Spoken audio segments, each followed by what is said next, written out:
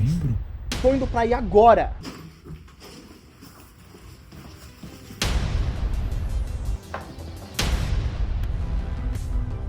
A terceira temporada começa em 1985, no auge do verão em Hawkins. A cidade está mais movimentada do que nunca com a abertura do Starcourt Mall, o novo shopping que virou ponto de encontro de todos os adolescentes e símbolo de modernização da cidade. Longe dali, na Rússia, nós vemos também cientistas tentando abrir um novo portal para o mundo invertido.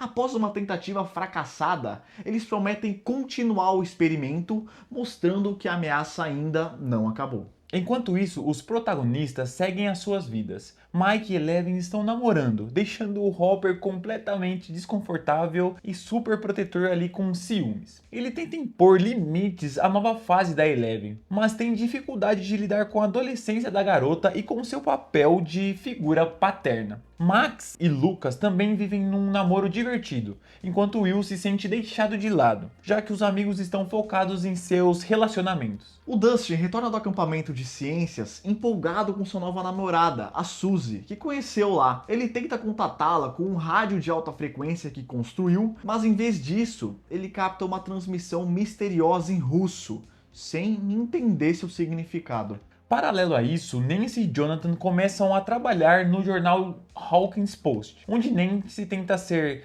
levada a sério, mas enfrenta o machismo dos colegas. Coisa comum da época, né? Só da época. Fica aí o questionamento. Joyce ainda sofre com a morte de Bob e tenta seguir em frente, enquanto Hopper busca se aproximar dela. O bichão ali tava um pouco carente. Vocês vão ver que nessa temporada, o Billy, o irmão da Max, ele vai ter um desenvolvimento e uma importância, diferentemente da temporada anterior, que a gente acabou praticamente nem citando ele direito. Aqui, ele trabalha como salva-vidas e chama a atenção da mulherada. Inclusive, o Billy é tão galanteador que ele acaba até seduzindo a mãe do Mike, que não tem um relacionamento ali muito bom. Então, ele até resolve ir para um encontro com ela. Só que no caminho, ele acaba sofrendo um acidente de carro perto da antiga siderúrgica. Depois desse acidente, ele é arrastado por uma força invisível para dentro do local, onde ele se depara com o devorador de mentes. Billy consegue escapar e tenta ligar para alguém, mas começa a ter visões do mundo invertido. Até ele, cara, não escapa dessa.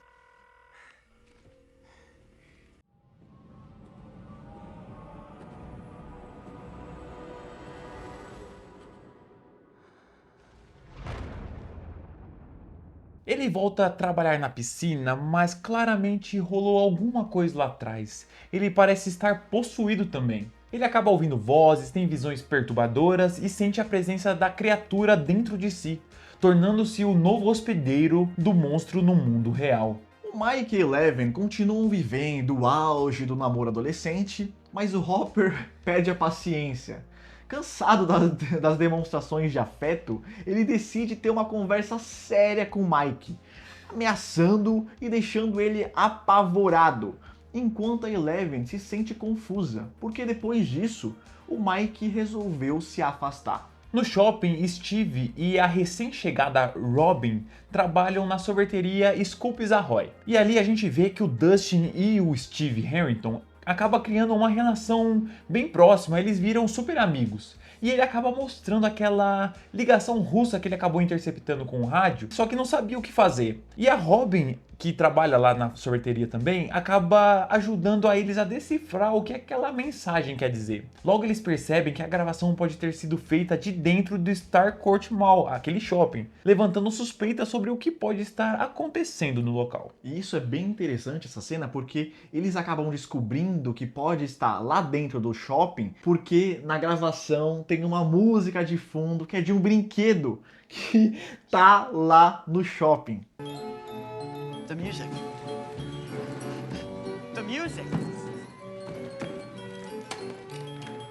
Неплохо, если быть осторожным. Voltando ao Mike e Eleven, como ele estava evitando ela, a Eleven então passa a passar mais tempo com a Max. A amizade entre as duas se fortalece, A Max ensina a Eleven a se divertir, escolher suas próprias roupas e a não depender do Mike. Em um momento de autodescoberta, a Eleven até decide terminar o namoro com o Mike, deixando ele totalmente confuso. E como a Nancy e o Jonathan trabalham no jornal da cidade, eles encontram um caso um pouco suspeito e começam a investigar o caso da senhora Driscoll, que relatou ratos agindo de uma forma estranha na casa dela. E lá na casa da véia, eles descobrem que os ratos estão agindo de uma forma um tanto quanto estranha. Parece que os ratos estão meio revoltados, parece raiva e estão se alimentando de fertilizantes que, se usa para adubar as plantas. E depois que eles saem da casa, a gente vê que o rato doidão lá na gaiola acaba explodindo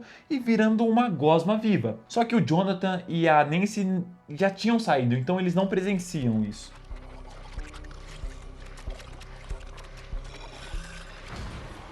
Enquanto isso, o Billy ele fica completamente possuído pelo Devorador de Mentes e acaba sequestrando a salva-vidas que trabalha com ele, a Heather, e a leva para a siderúrgica, começando a montar um exército de hospedeiros. Ele se torna frio, agressivo e perturbador. E a Heather também é transformada então em uma hospedeira. A Eleven e a Max estavam ali nas resenhas das meninas e elas resolvem usar o poder da Eleven para bisbilhotar o Billy. Só que nesse momento o Billy está fazendo uma coisa um tanto quanto suspeita com a Heather. Então a Eleven fica meio em choque, meio confusa e desconfiadas, elas decidem investigar o que está acontecendo. A Joyce, por sua vez, percebe que os ímãs da sua geladeira ficam caindo sozinho. E ela comenta com Hopper que vão investigar o Laboratório Nacional de Hawkins. Eles percebem que o local está completamente abandonado, mas algo claramente fora do comum acontece. Dustin, Steve e Robin conseguem decifrar aquela mensagem russa que eles acabaram interceptando. E eles descobrem que se trata sobre uma entrega suspeita. E com a ajuda da Erika, que é a irmã do Lucas, que começou a fazer parte ali do grupo, entram no shopping à noite em uma área restrita. E eles acabam invadindo aquele galpão ali onde a entrega estava sendo recebida, só que o galpão simplesmente despenca. Ou seja, aquilo ali era um elevador de muitos e muitos andares.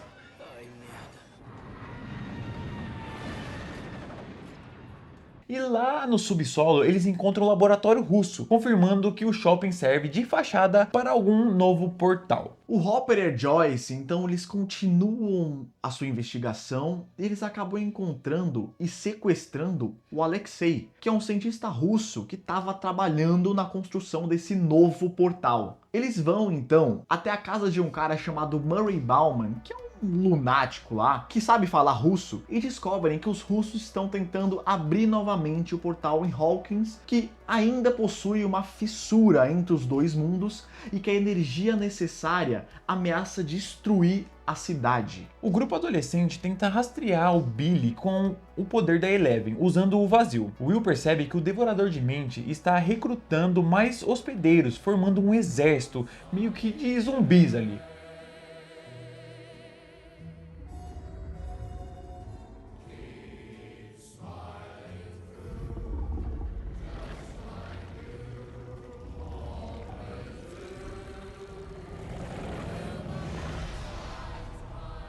E a Nancy e o Jonathan acabam sendo atacados por uns repórteres lá do jornal onde eles trabalham, que também estavam possuídos. Só que depois de um confronto ali, os corpos deles se transformam em uma gosma monstruosa, quase igual àquela lá do rato lá atrás, se manifestando num monstro fisicamente.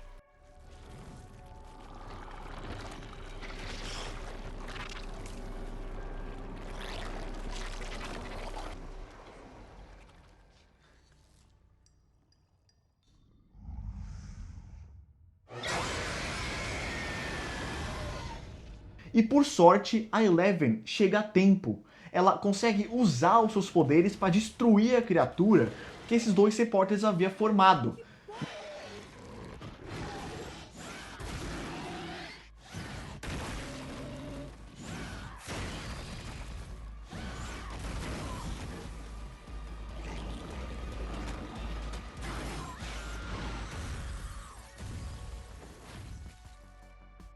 Essa criatura consegue escapar do hospital pelos dutos e acaba se juntando a algo maior.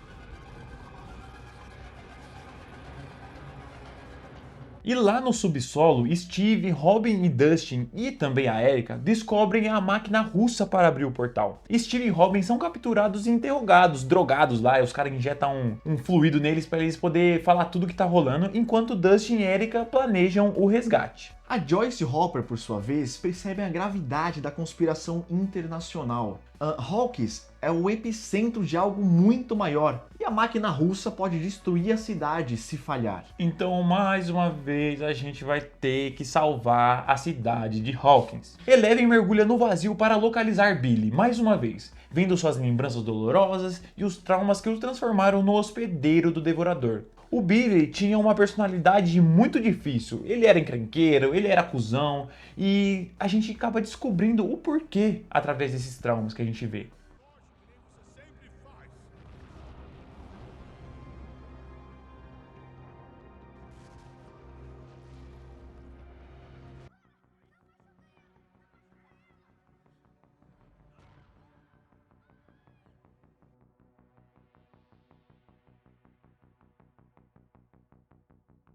A gente vê também que a gosma que tinha escapado do hospital, na verdade, foi se juntar a outras massas da cidade, formando uma criatura gigantesca. O Devorador de Mentes agora finalmente tem corpo físico e tá pronto para atacar. Ou seja, a gente descobre que esses hospedeiros era só para montar um monstrão de carne gigante. Exato, porque a gente vê, tem uma cena de todos indo até a siderúrgica, descendo a escada e derretendo, virando aquela gosma viva e se juntando para formar esse monstro gigantesco. É uma cena um tanto quanto macabra, eu diria, viu? Loucura.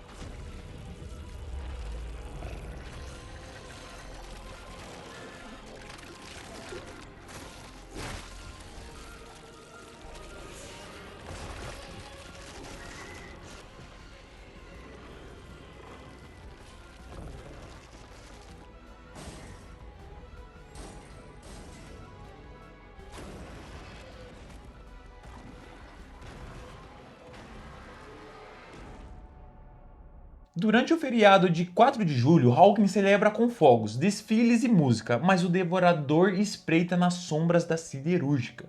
Na cabana do Hopper, a Eleven e o grupo percebem que o monstro se aproxima. A casa treme e a criatura colossal invade o local. A Eleven usa seus poderes em uma batalha brutal, mas é mordida na perna, sofrendo um ferimento meio estranho.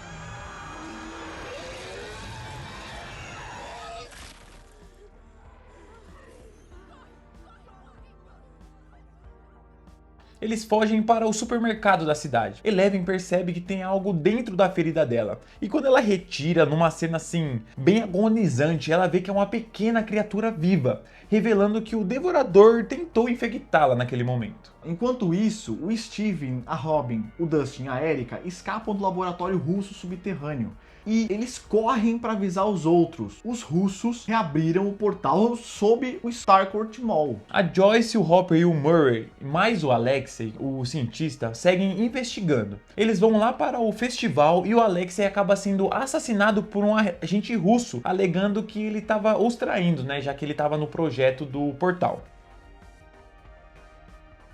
Os grupos dos adolescentes e dos adultos finalmente se encontram. Eleven e Mike compartilham um momento de intimidade enquanto Hopper, Joyce e Murray invadem a base russa no subsolo para desligar a máquina que mantém o portal aberto. Lá no subsolo, o Hopper, a Joyce e o Murray se deparam com uma porta que precisa de uma senha específica para entrar. E eles descobrem que a senha é a constante de Planck. E eles acabam perguntando no rádio para todo mundo quem sabe essa constante, só que ninguém sabe. Só que o Dustin lembra que a namorada dele dele, a Suzy, também é uma nerd. E ela vai saber qual que é esse número. Então ele corre pro rádio dele de alta frequência e entra em contato com ela. E essa cena é muito boa porque a gente descobre que de fato ela existe. Porque todo mundo até então duvidava. Tava duvidando do Dustin. Exato. Só que, o que ela fala? Ah, tá bom, Dustin, eu vou te ajudar, só que você tem que cantar comigo. E aí, tem uma das cenas mais constrangedoras, mas extremamente clássicas da série, que é quando o Dustin e a Suzy começam a cantar a música The Never Ending Story.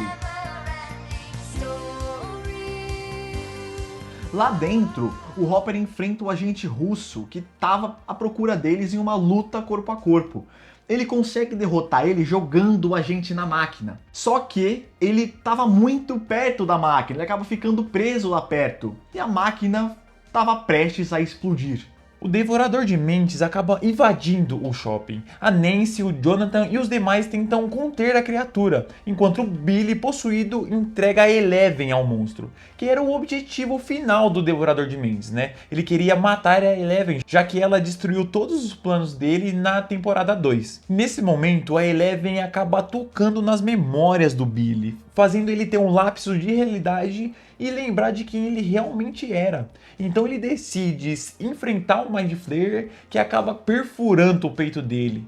Então ele se sacrificou para salvar todo mundo ali. Só que a Max também estava perto, então ela presenciou toda aquela cena que foi extremamente traumática, cara. Essa cena é muito pesada, realmente. De volta ao subterrâneo, a Joyce adiciona o desligamento manual da máquina, destruindo o portal, porque ao fazer isso, a máquina explodiu e acabou matando o Hopper. Então o portal ele acaba se fechando com a explosão da máquina. Então o Devorador de Mentes perde o contato com o mundo invertido e acaba sendo derrotado ali.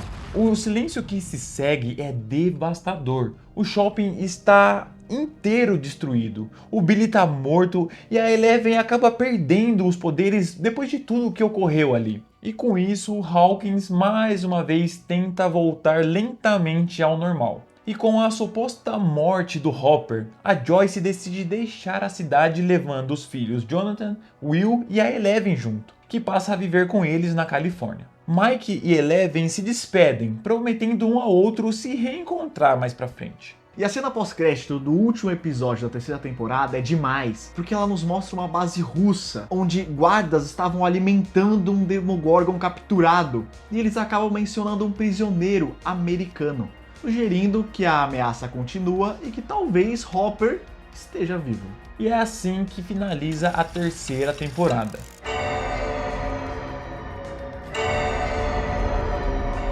A quarta temporada se passa alguns meses desde a Batalha de Starcourt, em 1986, mas ela começa com um flashback sombrio. No laboratório de Hawkins, o Dr. Brenner aparece novamente, supervisionando as crianças com poderes. De repente, o laboratório é tomado por um massacre brutal, corpos por todas as partes, sangue nas paredes e apenas a Eleven parece ter sobrevivido. A cena é tão intensa que levanta as dúvidas. Teria ela causado tudo aquilo? De repente, somos transportados para o presente e vemos que a Joyce, o Will, o Jonathan e a Eleven agora vivem em Lenora Hills, na Califórnia. A vida parece mais tranquila, mas as coisas estão longe de serem normais. A Eleven tenta se adaptar à escola, agora sem seus poderes, mas enfrenta bullying constante. Ela escreve cartas para Mike dizendo que tá bem, quando na verdade ela tá completamente deslocada. Enquanto isso, em Hawkins, o restante do grupo tenta retomar a rotina.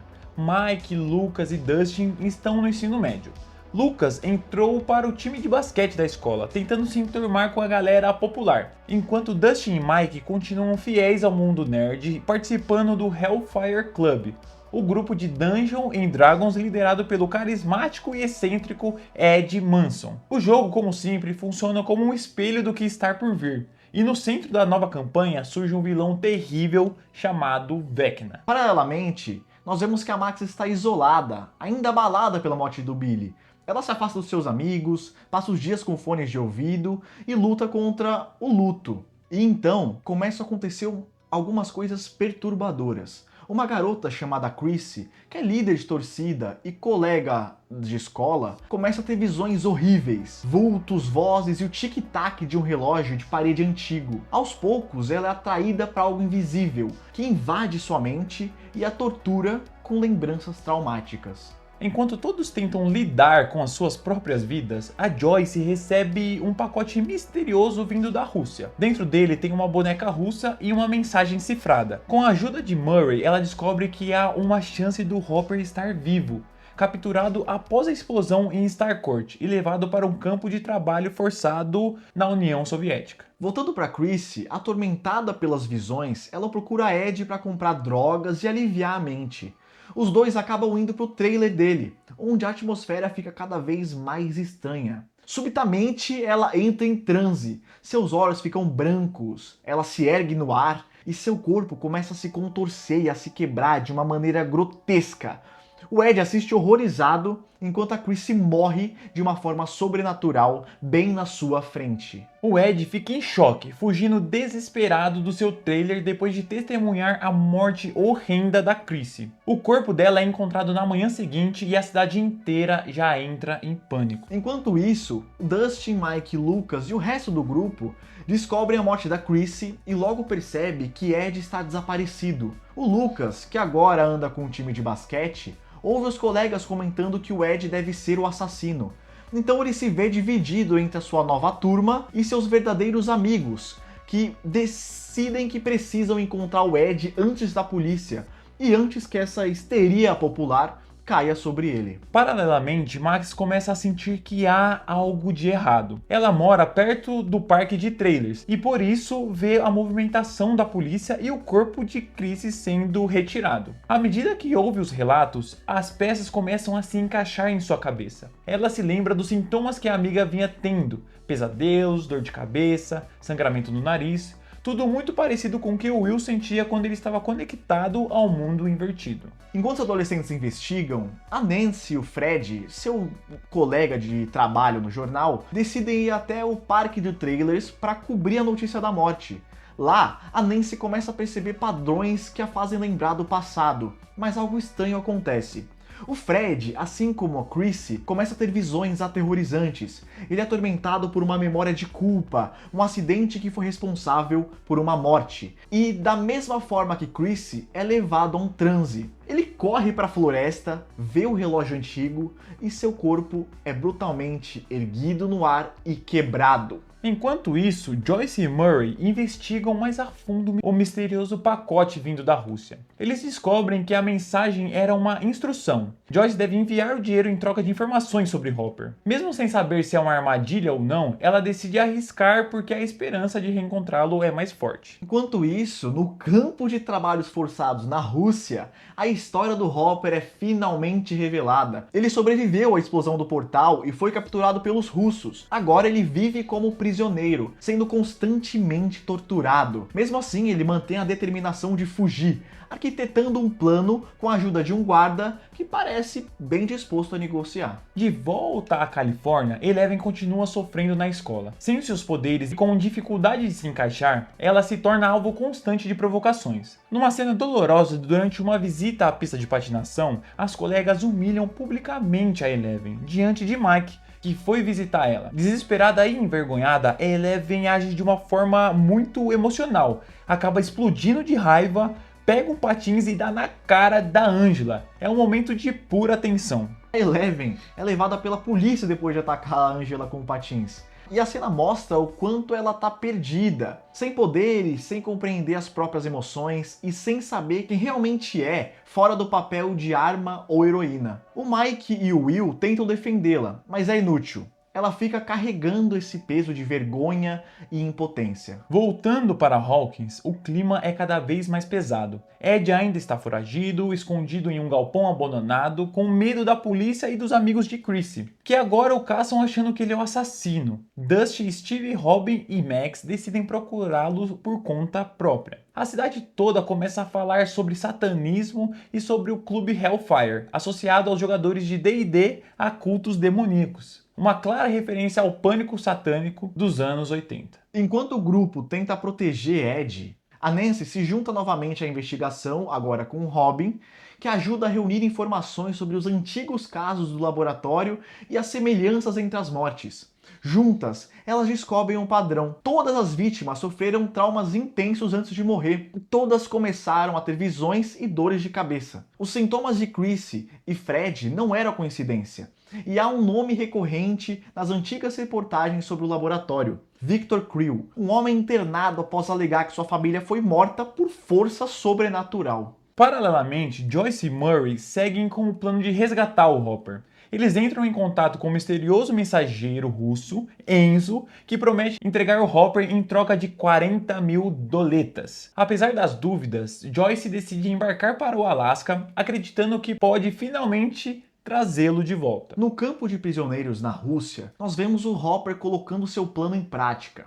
Em uma cena angustiante, ele tenta fugir em meio à neve e ao frio extremo. Mesmo ferido e exausto, ele não desiste, determinado a voltar para casa. De volta à Califórnia, o enredo da Eleven toma um rumo inesperado. Quando ela é levada pela polícia, um grupo de agentes do governo aparece e a intercepta no meio do caminho, alegando que pode ajudá-la. Eles a levam em um local secreto e lá eles reencontram uma figura familiar, o Dr. Owens, o mesmo cara que ajudou a ela com a certidão de nascimento para ela voltar ao mundo após a queda do laboratório. Owens revela que sabe o que está acontecendo em Hawkins e diz acreditar que a cidade precisa dela novamente. Ele oferece a Eleven duas opções: continuar fugindo e tentar viver uma vida normal, ou recuperar seus poderes para ajudar Hawkins. E, sem dúvida alguma, ela aceita a ajuda dele. Enquanto isso, nós vemos que a Max está cada vez mais assombrada. Ela vem tendo dores de cabeça, pesadelos, sangramento no nariz e visões bizarras.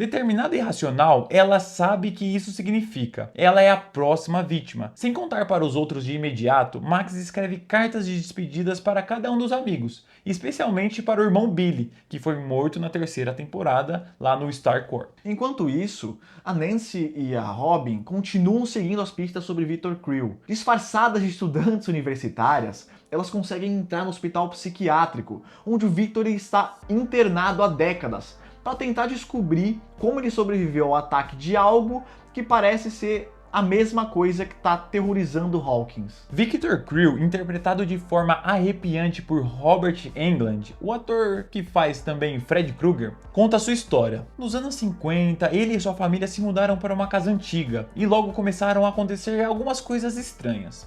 Luzes piscando, visões e uma presença maligna que parecia alimentar-se da culpa e da dor. Um a um, sua esposa e filhos morreram de forma terrível, com os corpos contorcidos da mesma forma que as vítimas atuais. Victor sobreviveu, mas ficou cego após tentar se suicidar. Antes disso, porém, ele viu algo. A criatura tinha entrado na mente deles. As peças então começaram a se encaixar. Quem fez isso com a família do Victor está de volta. E ele não apenas mata, mas se alimenta dos traumas das pessoas. A Nancy e a Robin escapam por pouco da internação, porque elas foram descobertas, levando consigo o nome que vai mudar o rumo da investigação: a Casa dos Creel. Enquanto isso, a Max finalmente revela para os amigos que está sendo atacada. Luca, Dustin e Steve tentam mantê-la acordada e distraída, mas o tempo está se esgotando. Ela começa a ouvir o tic-tac do maldito relógio, o mesmo sinal que antecede as mortes. O grupo corre até o cemitério, onde Max quer deixar sua carta para Billy. Lá, ela lê o texto em voz alta, pedindo perdão e dizendo que sente falta do irmão. Por mais daquela relação deles conturbada, ela realmente sentiu a perda dele. Então, algo acontece. O mundo ao redor dela muda. O céu escurece, o chão se deforma e Max é arrastada mentalmente para o domínio de Vecna.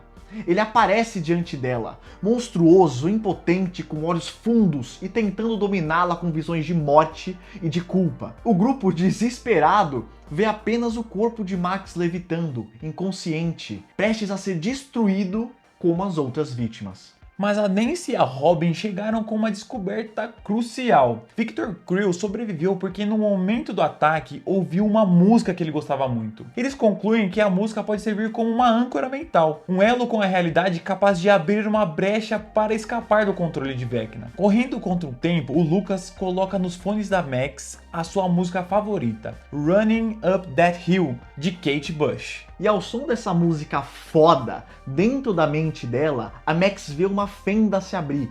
Enquanto a música toca, ela luta para fugir. Vecna tenta segurá-la, gritando e lançando destroços, mas ela corre, se lembrando dos amigos, das risadas, das boas memórias. Em um dos momentos mais icônicos da série, Max corre em câmera lenta pela dimensão vermelha e distorcida, enquanto os pedaços do mundo invertido se desintegram ao redor dela e finalmente ela escapa. De volta à realidade, ela cai nos braços de Lucas, chorando, viva, mas traumatizada. O grupo se abraça aliviado enquanto a música ainda ecoa, mas o olhar de Max deixa claro, ela sobreviveu, mas eles ainda têm algo muito perigoso para enfrentar. O grupo agora sabe que o inimigo é real, poderoso e inteligente. Ainda traumatizada pelas visões, Max tenta manter a música da Kate Bush sempre por perto, como uma âncora contra o terror.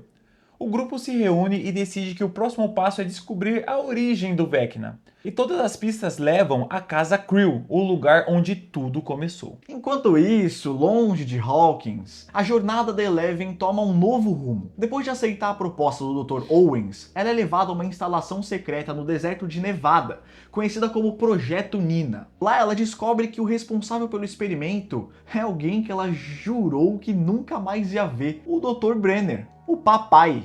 Inicialmente, Eleven entra em pânico, lembra do trauma, da dor e do abuso que sofreu, mas Brenner insiste que ela precisa reviver suas memórias reprimidas para recuperar os seus poderes. Para isso, ele desenvolveu o Projeto Nina, que consiste em uma imensa cápsula sensorial, uma espécie de tanque, onde ela mergulha e acessa lembranças antigas. Aos poucos, Eleven começa a reviver fragmentos de sua infância no laboratório com as outras crianças e o medo começa a retornar junto com algo a mais, os seus poderes. Em Hawkins, o grupo de Nancy, Steve, Robin, Lucas, Dustin e Max se divide para investigar a Casa Creel. A cena dentro da mansão é tensa, quase de terror clássico. O lugar é escuro, tomado por teias e rachaduras. Conforme eles exploram os cômodos, percebem que o relógio antigo de Vecna está dentro da casa e que o mal deixou marcas físicas no mundo real. Enquanto estão lá, Vecna ataca outra vítima, Patrick, o colega de time de Lucas, que começa a ter visões e flutua sobre um lago, justamente quando ele e o ex da Chrissy estavam indo atrás do Ed. Ele morre da mesma forma terrível que a Chrissy e Fred, confirmando que o monstro continua ativo e mais forte do que nunca. Paralelamente, a trama russa ganha força. Hopper, que havia sido recapturado, é levado de volta ao campo e descobre que os guardas estão alimentando um Demon Gorgon. Ele percebe que será usado como isca em uma arena, em uma espécie de espetáculo sangrento. Enquanto isso, Joyce e Murray chegam à Rússia disfarçados e tentando cumprir o acordo com o contrabandista que prometeu libertá-lo. A tensão aumenta quando eles percebem que estão caindo em uma armadilha. De volta ao Projeto Nina, as experiências da Eleven se aprofundam. Ela começa a lembrar de uma figura gentil no laboratório, um enfermeiro que a tratava com empatia. Ele ajuda a lidar com as provocações das outras crianças e com os métodos cruéis de Brenner. Aos poucos, Eleven se aproxima dele, sem saber que essa relação entre eles vai se tornar uma das principais chaves de toda a temporada, se não a principal. Em Hawkins, o caos se instala. Após a morte sobrenatural de Patrick, a cidade inteira entra em pânico. A polícia não consegue explicar o que aconteceu, e os moradores decidem fazer justiça com as próprias mãos. Para eles, Ed é o líder de um culto satânico e o assassino responsável por tudo. A caçada está oficialmente declarada. Enquanto isso, Nancy, Steve, Robin, Ed, Dustin, Lucas e Max tentam entender o padrão dos ataques de Vecna. A cada morte, o vilão parece abrir portais entre o mundo invertido e o mundo real, e todos eles estão de alguma forma conectados às vítimas. Dustin, com seu raciocínio genial, conclui que há um portal novo no lago onde o Patrick morreu, e eles decidem investigar. Enquanto o grupo se prepara, somos levados novamente à Califórnia, onde Will, Mike, Jonathan e o novo amigo Argyle estão fugindo após ataque na casa em Lenora. Os agentes do governo que estavam ali com eles foram mortos por mercenários desconhecidos, e o grupo precisa proteger Eleven, que agora está com o Dr. Owens. Os garotos, porém, não sabem onde ela está e partem em busca de pistas, o que dá início a uma jornada de estrada cheia de tensão e alguns momentos cômicos, com o Argyle, que é o amigo do Jonathan, tentando manter a calma enquanto dirigem a van com o corpo do agente na parte de trás. Já no Projeto Nina, a Eleven continua mergulhando cada vez mais fundo nas suas memórias. O Dr. Brenner insiste para que ela reviva tudo o que aconteceu antes da tragédia no laboratório. E aos poucos, a Eleven começa a entender quem era o enfermeiro que a ajudava. Ele se apresentava como Peter Ballard, um homem misterioso, gentil, que parece compreender sua dor e a incentiva a enfrentar Brenner, mas as lembranças se tornam mais intensas. As outras crianças provocam, ela é punida constantemente e a sua raiva cresce. Em meio a essas memórias, vemos que Brenner quer que ela perceba que sua força está ligada às suas emoções. Em Hawkins, o grupo chega ao lago onde o Patrick morreu. Em uma cena tensa, Steve decide mergulhar para investigar o fundo. Ele nada por um tempo até que encontra um portal para o mundo invertido, uma rachadura pulsante que distorce o espaço. Antes que possa reagir, algo o puxa para dentro da escuridão. Sem pensar, Nancy, Robin e Ed mergulham atrás dele. Do outro lado, o grupo cai diretamente no mundo invertido, um reflexo distorcido de Hawkins coberto por névoas, esporos e uma escuridão quase viva. Steve é atacado por criaturas parecidas com morcegos, violentas e famintas. Ele luta com todas as forças, mas começa a ser ferido gravemente. A Nancy e a Robin o alcançam e tentam salvá-lo, enquanto Dustin e os outros, que estão na superfície, percebem horrorizados o que aconteceu, porque eles meio que conseguem se comunicar um com o outro, um estando no mundo invertido e o outro no mundo real. Paralelamente, na Rússia, o Hopper continua preso naquele campo de trabalho forçado, e ele é obrigado a lutar em uma arena improvisada onde o Demogorgon será solto. Hopper tenta avisar os outros prisioneiros que as armas convencionais não vão funcionar, mas poucos acreditam. Ele, no entanto, tem um plano. Rouba um isqueiro e um frasco de álcool para criar fogo, a única coisa que poderia ferir o Demogorgon. Enquanto isso, Joyce e Murray estão em pleno voo disfarçados tentando chegar até o campo, sem saber se chegarão a tempo ou com vida. Voltando a Hawkins, o grupo que está no mundo invertido está tentando sobreviver aos ataques dos morcegos demônios. Steve está ferido, coberto de cortes, mas o grupo consegue afugentar as criaturas. Presos naquela versão sombria de Hawkins, eles tentam entender como sair dali. Dustin, do outro lado, percebe que o portal do lago é bidirecional e descobre um padrão. Cada morte de Vecna realmente cria uma fenda, uma passagem entre os mundos. Se conseguirem encontrar um desses portais abertos, eles poderão escapar. Seguindo esse raciocínio, o grupo se divide. Dustin, Lucas e Erica tentam orientar os amigos de fora, enquanto Nancy, Steve, Robin e Ed atravessam o cenário fantasmagórico com relâmpagos vermelhos cortando o céu e o ar denso de partículas do mundo invertido. A jornada é tensa, desesperadora, mas também revela laços fortes, especialmente entre Nancy e Steve que voltam a se aproximar. No Projeto Nina, a Eleven mergulha cada vez mais fundo em suas lembranças e dentro da cápsula ela revê o passado como se estivesse vivendo tudo de novo. Os treinos com as outras crianças, a manipulação de Brenner e os constantes sentimentos de isolamento. A figura misteriosa do Peter, o enfermeiro, ganha cada vez mais destaque. Ele se mostra compreensivo, ajudando a Eleven a suportar a crueldade do laboratório e revelando que ele também é um prisioneiro ali, usado por Brenner como assistente. Peter a convence que ela é diferente, especial e a incentiva a lutar pela liberdade. Quando Eleven finalmente decide fugir, ele revela um segredo chocante. Ele possui poderes como o dela. Ele retira um chip implantado em seu pescoço, um dispositivo de controle, e diz que Brenner está usando para mantê-lo enfraquecido. Ao libertá-lo, Eleven acredita que está salvando um amigo, mas em segundos tudo muda. O Peter mostra sua verdadeira face. Ele é, na verdade, Henry Creel, o filho de Victor Creel, o mesmo garoto que sobreviveu ao massacre dos anos 50. A história que Nancy e Robin ouviram ganha um novo sentido. Henry nasceu com habilidades psíquicas, capazes de manipular e matar com a mente. Brenner o capturou após o massacre de sua família e o transformou no número 1. A primeira pessoa de suas experiências. Com raiva acumulada, o Henry começa a massacrar todos no laboratório. Crianças, guardas, técnicos, o chão fica coberto de sangue. Quando a Eleven o encontra, o local já está um cenário de horror. Henry tenta convencê-la a se juntar a ele, dizendo que os humanos são fracos e que eles deveriam dominar o mundo juntos. Mas a Eleven é claro que recusa. Ele a ataca e começa uma batalha mental devastadora. Cara, esse momento é muito foda. Em um momento de pura emoção e desespero, a Eleven usa toda a sua força e o derrota. A energia é tão intensa que ela o lança contra a parede e abre um enorme portal. O corpo do Henry é consumido por uma explosão de energia e arrastado para outra dimensão, para dentro desse portal, para o mundo invertido. Lá, ele é desfigurado e transformado na criatura que se tornaria o novo terror de Hawkins, Vecna. A revelação é simplesmente fantástica. Vecna é o número 1, o primeiro experimento de Brenner e o Henry Creel que massacrou a sua própria família. Ali a gente entende tudo.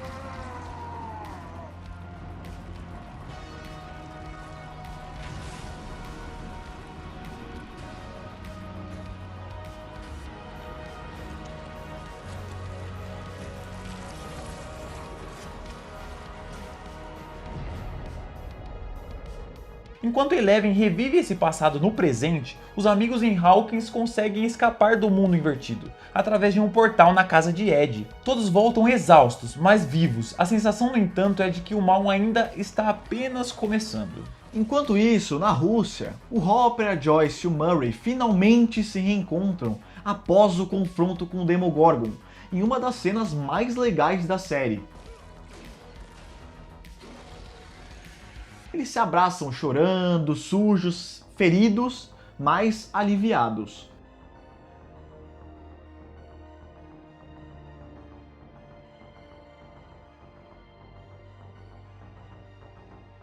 No projeto Nina, o Dr. Owens tenta convencer Brenner de que a Eleven já está pronta para deixar aquele projeto. Ela recuperou seus poderes e finalmente entendeu o seu passado. Mas Brenner, obcecado por controle, insiste que ainda não está pronta. Enquanto isso, a Eleven sente a necessidade urgente de voltar para Hawkins, pois as visões e as conexões mentais a fazem pressentir que seus amigos estão em total perigo. Mas nesse momento, o Brenner tenta impedi-la de sair, chegando a trancá-la dentro do laboratório. Mas a Eleven se recusa a ser prisioneira novamente. Ela confronta o homem que a criou e a feriu tantas vezes, exigindo sua liberdade. Brenner, ainda acreditando que faz tudo por amor, a chama de filha e tenta controlar a situação. O conflito explode quando helicópteros do exército cercam o laboratório, o Projeto Nina.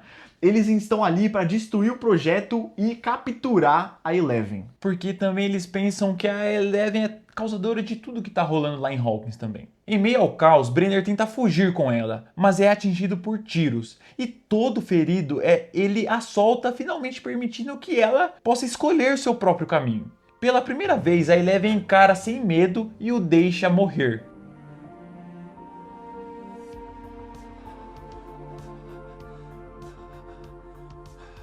É uma cena simbólica e poderosa. Ela se liberta de seu pai e de toda a manipulação do passado, cara. Enquanto isso, em Hawkins, o grupo se divide para preparar o ataque contra Vecna. Nancy, Steve, Robin, Ed e Max planejam entrar no mundo invertido e atacar o corpo físico do vilão. Lucas ficam responsáveis por dar suporte e proteger Max, que será usada como isca, já que Vecna ainda está obcecado por ela. Nancy, marcada por suas visões do Vecna, sabe que ele está quase pronto para abrir o quarto portal e destruir Hawkins. Em Lenora Hills, Mike, Will e Jonathan e o Argyle estão tentando rastrear a Eleven. Eles percebem que precisam encontrá-la rapidamente para impedir a tragédia iminente. O exército invade aquele complexo do Brenner e helicópteros disparam contra Eleven, que usa seus poderes recém-recuperados e derrubam o helicóptero do ar, explodindo tudo.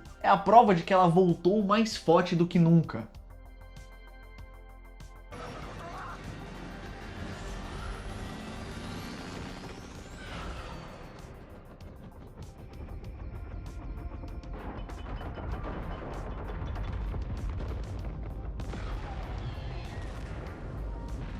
Logo em seguida, a van dos amigos chega, Mike, Will, Jonathan e Argyle, e eles finalmente se reencontram em uma cena bem emocionante e todos aliviados. De volta à Rússia, Hopper, Joyce, Murray e Enzo ainda estão tentando escapar da prisão, mas descobrem algo terrível. Os soviéticos mantêm fragmentos e criaturas do mundo invertido, incluindo um Demon Gorgon, e a parte do devorador de mentes preservada em tanques. Eles percebem que o mal está se espalhando além de Hawkins e que há uma conexão global ali, né? Eleven, ao descobrir que Vecna está prestes a atacar novamente, decide que não pode esperar. Então eles vão até uma pizzaria e fazem um tanque de sal improvisado por Argyle, que ajuda ela a entrar em transe e entrar na mente de Max. Assim, ela pode entrar mentalmente também no campo de batalha em Hawkins, mesmo a quilômetros de distância. Em Hawkins, o grupo coloca o plano em prática. Max se oferece como isca e expondo-se voluntariamente ao Vecna dentro da casa dos Creel. Lucas fica ao seu lado pronto para despertá-la caso algo dê errado. Nancy, Steve e Robin atravessam para o mundo invertido, com o objetivo de atacar o corpo real de Vecna. Ed e Dustin ficam responsáveis por distrair os Demobats, dando tempo para o resto agir. Enquanto isso tudo tá rolando, na Rússia, Hopper, Joyce, Murray e Enzo percebem que as criaturas no laboratório estão conectadas à mente colmeia do mundo invertido, e que se as destruírem, poderão enfraquecer Vecna e ajudar os outros mesmo à distância. É uma corrida contra o tempo. Enquanto isso, dentro da mente da Max, o clima é de terror absoluto. Vecna aprende novamente em suas memórias mais dolorosas, o ginásio, a morte de Billy e o sentimento de culpa que a atormenta desde então. Mas dessa vez Eleven aparece, ela invade a mente de Vecna e enfrenta frente a frente. É uma batalha mental intensa pra caralho, cheia de visões distorcidas, gritos e força bruta. O Ed, em um dos momentos mais heróicos da série, ele toca Master of Puppets do Metallica no topo do trailer, uma cena icônica, atraindo os morcegos demônios pra longe. Quando percebem que os monstros estão voltando, ele fica pra lutar, enfrentando-os até o fim. O Dustin consegue escapar, mas ele resolve ficar. Mas apesar da coragem, ele é mortalmente ferido. O Dustin então, vendo que ele ia se sacrificar, retorna para o mundo invertido e ele acaba morrendo nos braços do Dustin. Uma despedida muito comovente de um personagem que virou um dos mais amados da série. No mundo invertido, Nancy, Robin e o Steve conseguem chegar até o Vecna. Eles o atacam com coquetéis Molotov e espingardas, tentando destruir o seu corpo físico. Ao mesmo tempo, Eleven trava uma batalha mental brutal, enquanto Mike a incentiva no mundo real, dizendo que acredita nela. As palavras que ela precisava ouvir. Mas mesmo com todo o esforço, Vecna consegue atingir Max. Ela é erguida no ar, os ossos começam a se quebrar e os olhos a sangrarem, exatamente como todas as outras vítimas dele. Eleven grita desesperada e com o último impulso de poder, o atinge e o derruba. Vecna cai, mas o estrago já está feito. A Max morre nos braços de Lucas, que chora demais. A Eleven, no desespero, coloca as mãos no corpo da amiga e tenta trazê-la de volta, usando seus poderes de uma forma que a gente nunca viu antes. O tempo parece parar e, milagrosamente, o coração da Max volta a bater. Ela sobrevive, mas entra em um coma profundo. A vitória, ela é amarga. Vecna desaparece, mas a Nancy, o Steve e a Robin percebem que o seu corpo queimado não está mais lá. Ele fugiu. Em Hawkins, a fenda entre os mundos se abrem de vez. Enormes rachaduras cortam o chão da cidade, se cruzando no centro e formando uma cruz gigantesca. O início do terremoto de Hawkins, que mata dezenas de pessoas e devasta ali a região. 2 dias depois, os grupos finalmente se reencontram. Eleven e os outros voltam para Hawkins e encontram Hopper e Joyce em um reencontro emocionante cheio de lágrimas. Ed é declarado morto oficialmente, mas Dustin conta ao tio dele o quanto ele foi um herói. E essa cena é extremamente emocionante. A Max continua em coma e a Eleven tenta entrar na mente dela, mas encontra apenas o vazio, como se a Max tivesse desaparecido. E nos momentos finais, o Will sente novamente aquele frio na nuca, o sinal do Mind Flayer. Ele diz que o Vecna ainda está vivo e que o mal não foi derrotado. A cena final mostra Hawkins devastada. O céu escurece, partículas vermelhas caem como cinzas e o chão começa a pulsar como no mundo invertido. No alto da colina, Eleven, Hopper, Joyce, Mike, Will, Nancy, Steve, Lucas, Dustin, Robin observam, sabendo que a guerra ainda não acabou. O mundo invertido e Hawkins estão se fundindo. E assim termina a 4ª temporada de Stranger Things, fazendo aí o gancho para a 5ª e última. E, gente, essa última temporada foi um tapa na nossa cara. E eu não quero nem pensar no que vai rolar de ruim na próxima temporada. Mas pelo menos a gente vai saber qual vai ser o final dessa história aí, né? Agora me diz você, está preparado, está ansioso para a 5ª temporada? Você acha que alguém vai morrer?